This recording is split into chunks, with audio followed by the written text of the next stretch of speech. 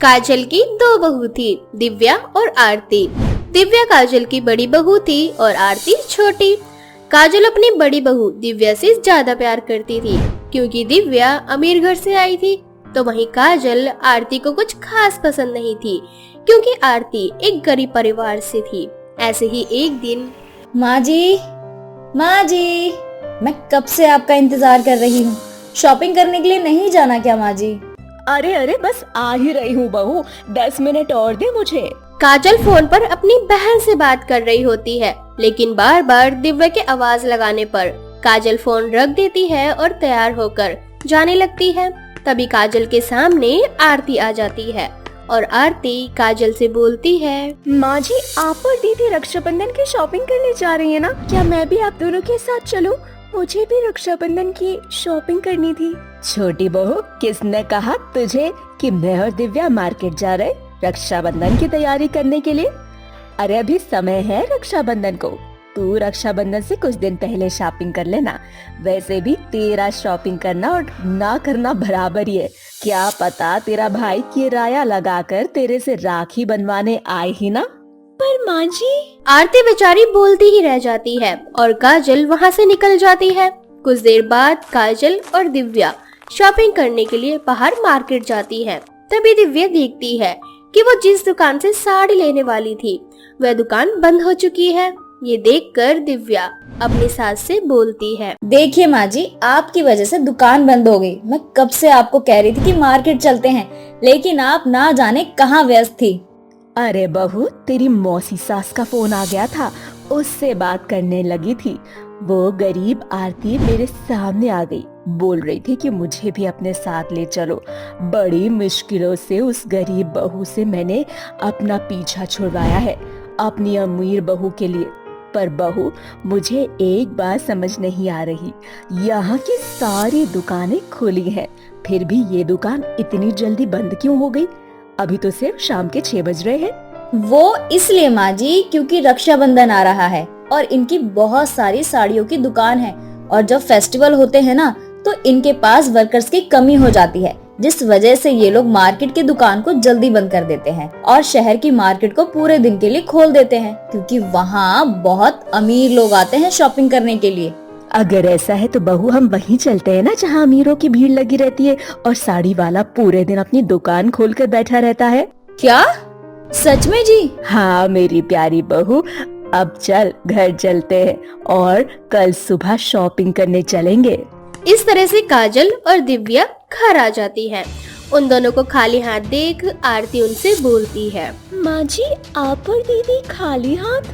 क्यों, हम खाली हाथ नहीं आ सकते क्या?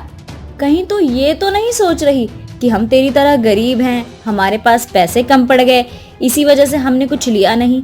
देख आरती, अगर तुझे ऐसा लगता है ना, तो मैं तुझे बता दूं कि हम तेरी तरह गरीब नहीं हैं। मैं एक रईस घर की बेटी हूँ और मेरे पास पैसों की कोई कमी नहीं है। वो तो मैंने शॉपिंग इसलिए नहीं किया क्योंकि मुझे मार्केट में कुछ भी पसंद नहीं आया, और कल माँ जी और मैं दोनों शहर की मार्केट में कुछ न कुछ लेने जा रहे हैं, क्योंकि यहाँ तो कुछ रखा ही नहीं है लेने के लिए। दीदी, आप मुझे गलत समझ रहे हो, मैं तो बस ऐसे ही पूछ रही थी। अगर तेरा सवाल जवाब खत्म हो गया हो तो क्या तू अब हम दोनों को कुछ खाने को दे सकती है? हम दोनों को भूख लग रही है।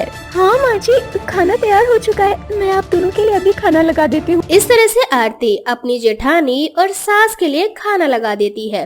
तभी आरती के भाई शिव का फोन आता है और वो अपने भाई का फोन उठाती है। भैया, कैसे हैं आप? सब ठीक तो है ना? मैं ठीक हूँ मेरी बहन, तू बता, तू कैसी है? मैं भी ठीक हूँ भैया। भैया, आप इस बार राखी पर आ रहे हैं ना? शादी के बाद ये मेरी पहली राखी है भैया। आरती अपने भाई से बात कर ही रही होती है कि तभी इसकी जेठानी और सास आरती को ताने देते हुए उससे बोलती है, चलो, इस गरीब का भाई किराया लगाकर इस गरीब से राखी तो बनवाने आ रहा है। मुझे तो लगा इसका भाई आएगा ही नहीं। क्या फायदा माँ जी, आना तो इसके भाई को खाली हाथ ही है। वैसे आपको पता है, शादी से पहले हर राखी पर मेरा भाई मुझे डायमंड की रिंग, तो कभी सोने का हार, ये सब गिफ्ट किया करता था। मैं हर साल अपने भाई को चांदी की राखी बांधती थी, पर ये राखी मेरे लिए बहुत ज्यादा खास है, इसीलिए मुझे अपने भाई से पूरी उम्मीद है कि वो हर साल की तरह इस साल भी मुझे और आपको कुछ ना कुछ देगा जरूर। और माँ जी, इस बार मैं अपने भाई को सोने की राखी बांधूंगी, ना कि 10 रुपए की रेशम वाली राखी। दिव्या और काजल आरती और उसके भाई का मजाक बनाने लगते हैं, जिस वजह से आरती अपने भाई से बात किए बिना ही बहाने बनाकर फोन रख देती है। और अगले दिन दिव्या और काजल जाकर रक्षाबंधन की खूब सारी शॉपिंग करके आते हैं। और जैसे जैसे रक्षाबंधन का दिन पास आने लगता है, दिव्या और काजल आरती को गरीब बहू करके उसका मजाक बनाने लगते हैं। क्या करूं, राखी आ रही है पर मैं तो गरीब हूँ ना, और मेरा भाई राखी पर आएगा भी या नहीं, और आ गया तो कुछ लाएगा भी या नहीं और मैं अपने ससुराल वालों को क्या मुंह दिखाऊंगी। अब इसी तरह से देखते देखते राखी का दिन पास आ जाता है। राखी वाले दिन दिव्या सुबह से तैयार होकर बैठी होती है और अपने भाई का इंतजार कर रही होती है, लेकिन उसका भाई नहीं आता। और जब दिव्या अपने भाई को फोन करती है तो उसका भाई बार बार उसका फोन काट देता है। कुछ देर बाद उसके घर की डोरबेल बजती है और दिव्या भागती हुई घर का दरवाजा खोलती है, जिसके बाद वो घर के दरवाजे पर आरती के भाई शिव को देखती है, जो आरती से राखी बंधवाने आया था। और वह दिव्या को देख उससे बोलता है, अरे दिव्या, तुम देखो आज राखी है ना, मैं राखी बंधवाने आया हूँ आरती से। वैसे तुम भी मेरी छोटी बहन जैसी ही हो। मैंने सोचा कि जब मैं आरती से राखी बंधवाने जा ही रहा हूँ तो तुमसे भी राखी बंधवा ही लूं। देखो, इसीलिए मैं तुम्हारे लिए भी गिफ्ट लेकर आया हूँ। शिव को देखकर दिव्या का मुंह बन जाता है और वह अपने कमरे में चली जाती है। जिसके बाद शिव घर में आता है और अपनी बहन आरती से मिलता है। आरती खुशी खुशी अपने भाई को राखी बांधती है और अपनी जेठानी दिव्या के पास जाती है और उससे बोलती है, दीदी, मेरे भैया के पास ज्यादा पैसे नहीं थे, पर उनसे जितना बन सका उन्होंने वो किया। वो यहाँ आपसे भी राखी बंधवाने आए हैं और देखिए ना, वो आपके लिए एक बहुत ही प्यारा सा तोहफा भी लेकर आए हैं, सोने की चेन। और मेरे लिए तो भैया चांदी की एक अंगूठी लेकर आए हैं। वो मुझसे भी ज्यादा आपको मानते हैं, इसीलिए मेरे लिए ना सही पर इस रक्षाबंधन के त्योहार का मान रखने के लिए ही मेरे भाई को राखी बांध दीजिए, अपना भाई समझकर।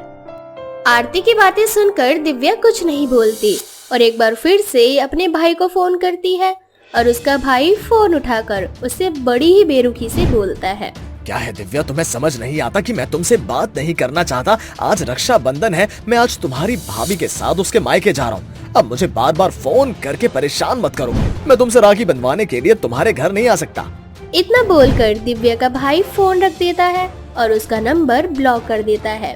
ये सब देखकर दिव्या को अपनी बातें याद आती है जो वह आरती को बोला करती थी। उसकी आंखों से बहता पानी देखकर आरती सब समझ जाती है और वो बोलती है, दीदी, मेरा भाई भी तो आखिर आपका भाई जैसा ही है। क्या हुआ अगर एक भाई ने राखी नहीं बंधवाई तो? मुझे माफ कर दे आरती, मैंने भाई बहन के इस त्योहार को अमीरी गरीबी में बांट दिया और मैं अमीर होके भी आज बहुत गरीब हूँ। तू गरीब होकर भी आज बहुत अमीर है। काश कि तेरे भाई जैसा भाई मेरा होता। इतना बोलकर दिव्या बाहर आ जाती है और शिव को राखी बांधती है। शिव भी उसे अपनी छोटी बहन की तरह ही मानता था और अपने हाथों से उसे वो सोने की चैन गिफ्ट करता है। जिसके बाद दिव्या आरती के साथ अमीरी और गरीबी का भेदभाव करना छोड़ देती है और साथ ही काजल को भी ये सब देखकर सीख मिल जाती है और वो भी आरती को भला बुरा बोलना बंद कर देती है।